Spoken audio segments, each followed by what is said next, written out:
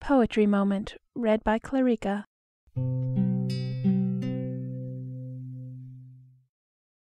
Il Penseroso by John Milton. Hence, vain deluding joys, the brood of folly without father bred. How little you bestead, or fill the fixed minds with all your toys. Dwell in some idle brain, and fancies fond with gaudy shapes possess, as thick and numberless as the gay motes that people the sunbeams, or likest hovering dreams, the fickle pensioners of Morpheus's train. But hail, thou goddess sage and holy, hail, divinest melancholy, whose saintly visage is too bright to hit the sense of human sight, and therefore to our weaker view o'erlaid with black, staid wisdom's hue, black, but such as in esteem Prince Memnon's sister might beseem, or that starred Ethiop queen that strove to set her beauty's praise above the sea nymphs and their powers offended.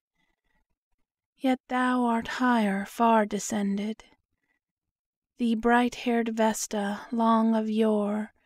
to solitary Saturn bore, his daughter she in Saturn's reign. Such mixture was not held a stain. Oft in glimmering bowers and glades he met her, and in secret shades of woody Ida's inmost grove, while yet there was no fear of Jove. Come, pensive nun, devout and pure, sober, steadfast, and demure, all in a robe of darkest grain, flowing with majestic train, and sable stole of cypress lawn over thy decent shoulders drawn. Come, but keep thy wonted state, with even step and musing gait, and looks commercing with the skies, thy rapt soul sitting in thine eyes. There, held in holy passion still, forget thyself to marble, till, with a sad leaden downward cast, thou fix them on the earth as fast, and join with thee calm peace and quiet. Spare fast that oft with gods doth diet, and hears the Muses in a ring aye round about Jove's altar sing, and add to these retired leisure that in trim gardens takes his pleasure. But first and chiefest with thee bring him that yon soars on golden wing, guiding the fiery wheeled throne, the cherub Contemplation, and the mute Silence hissed along, lest Philomel will deign a song in her sweetest saddest plight, smoothing the rugged brow of night, while Cynthia checks her dragon yoke gently o'er the accustomed oak. Sweet bird, that shun'st the noise of folly, most musical, most melancholy, thee, chantress, oft the woods among I woo, to hear thy even song, and missing thee I walk unseen on the dry, smooth shaven green, to behold the wandering moon riding near her highest noon, like one that had been led astray through the heaven's wide pathless way, and oft as if her head she bowed, stooping through a fleecy cloud. Oft on a plat of rising ground I hear the far-off curfew sound, over some wide watered shore, swinging slow with sullen roar. Or if the air will not permit, some still removed place will fit, where glowing embers through the room teach light to counterfeit a gloom, far from all resort of mirth, save the cricket on the hearth, or the bellman's drowsy charm to bless the doors from nightly harm. Or let my lamp at midnight hour Be seen in some high lonely tower, Where I may oft outwatch the bear, With thrice great Hermes, or unsphere The spirit of Plato, to unfold What worlds or what vast regions hold The immortal mind that hath forsook Her mansion in this fleshly nook. And of those demons that are found In fire, air, flood, or underground, In whose power hath a true consent With planet, or with element, Sometime let gorgeous tragedy In sceptred pall come sweeping by, Presenting Thebes or Pelops' line, Or the tale of Troy divine, Or what, though rare, of later age, Ennobled hath the buskined stage. But O sad virgin, that thy power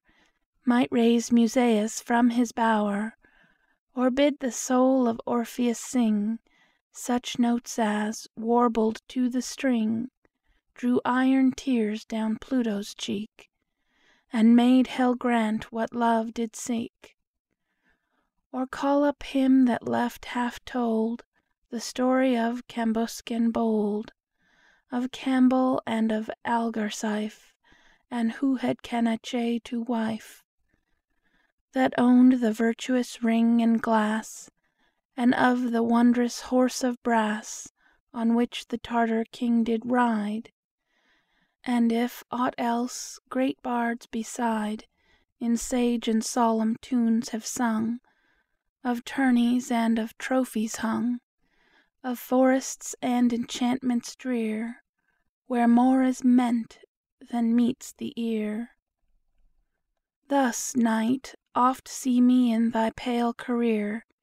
Till civil suited Morn appear,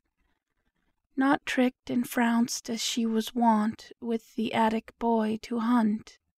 But kerchiefed in a comely cloud, While rocking winds are piping loud, Or ushered with a shower still, When the gust hath blown his fill, Ending on the rustling leaves With minute drops from off the eaves. And when the sun begins to fling His flaring beams, me, goddess, bring To arched walks of twilight groves, And shadows brown that sylvan loves, Of pine or monumental oak, Where the rude axe with heaved stroke Was never heard the nymphs to daunt, Or fright them from their hallowed haunt. There in close covert by some brook, Where no profaner eye may look, Hide me from day's garish eye, While the bee with honeyed thigh, That at her flowery work doth sing, And the waters murmuring, With such consort as they keep, Entice the dewy feathered sleep, And let some strange mysterious dream Wave at his wings in airy stream Of lively portraiture displayed, Softly on my eyelids laid. And as I wake, sweet music breathe Above, about, or underneath, Sent by some spirit to mortals good, Or the unseen genius of the wood. But let my dew feet never fail To walk the studious cloisters pale, And love the high embowèd roof, With antique pillars massy proof, And storied windows richly dight, Casting a dim religious light. There let the pealing organ blow To the full voiced choir below, In service high and anthems clear, As may with sweetness through mine ear Dissolve me into ecstasies, And bring all heaven before mine eyes. And may at last my weary age Find out the peaceful hermitage, The hairy gown and mossy cell,